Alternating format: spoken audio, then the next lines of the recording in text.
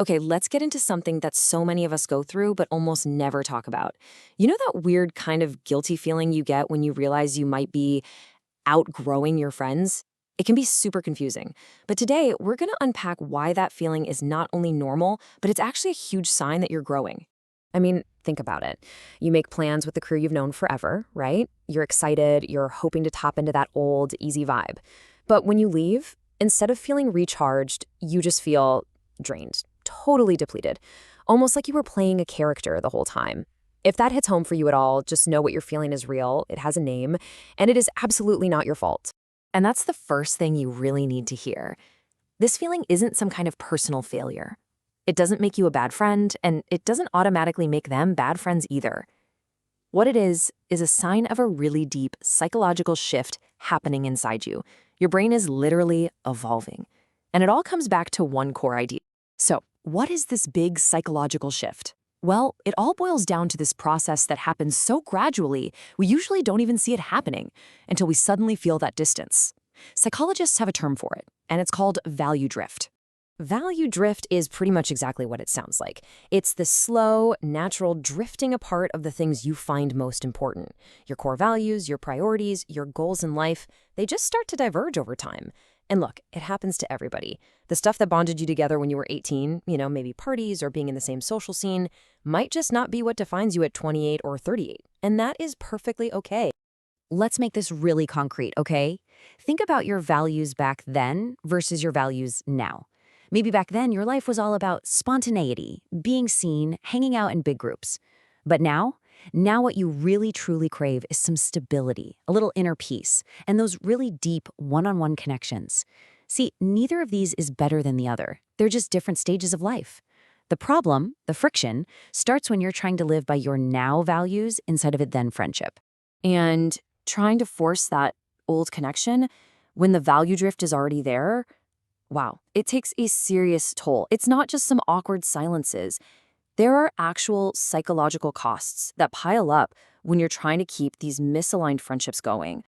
And the first one is something I think a lot of us are going to recognize immediately. It's called caregiver fatigue. This is that feeling when you realize you've become the unofficial therapist of the group. You're constantly managing the mood, you're giving all this emotional support, and you're not really getting anything back. The signs are so clear once you know what to look for, right? You're doing all the emotional heavy lifting. The conversations feel like they're on a loop, just hearing the same problems over and over. The biggest sign, though, you just leave feeling exhausted, not connected. That's because you spent the entire time taking care of them. But that's only one piece of the puzzle, because it actually goes even deeper than just being tired. On a subconscious level, your brain can start seeing these hangouts as a kind of low-grade threat. It's this subtle fight or flight thing that kicks in when you feel like you can't show up as your real, authentic self. Because, being inauthentic is a threat to who you really are.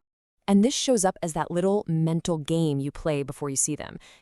Planning what you're going to say, and maybe more importantly, what you're not going to say.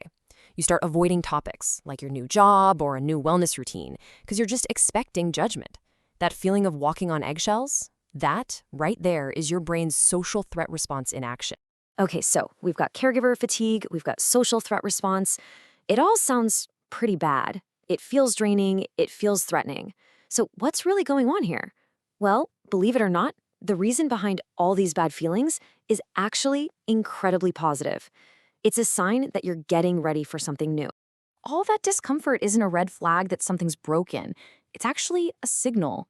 It's your mind telling you that what it needs has changed.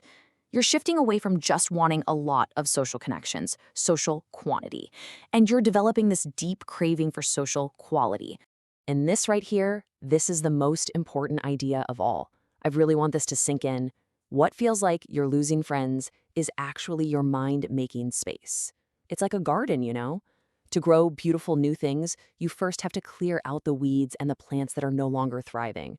That feeling of distance is your mind doing that important work for your own future. You see how this just flips the whole script? This isn't a process of rejection. It's a process of searching. Your internal compass has just been reset, and now it's pointing you toward people and connections that are in true alignment with the person you are becoming. So the last step here is to go from just understanding this stuff to actually accepting it. This isn't some sad story with a sad ending. It's the natural and honestly kind of exciting start of your next chapter. This is your social evolution, and it's a huge sign of progress. So, the path forward here is really pretty simple. First, you just acknowledge that feeling of disconnection and you do it without laying a guilt trip on yourself. Second, you give it a name. You understand the cause is value drift, this totally natural process. And finally, you embrace it. You see this whole shift for what it is, a powerful sign that you are growing. And that's really what it's all about. This whole process of making space, it isn't about looking backward. It's all about looking forward. So the real question isn't about who you might be leaving behind, but about who and what you are finally making room to welcome into your life.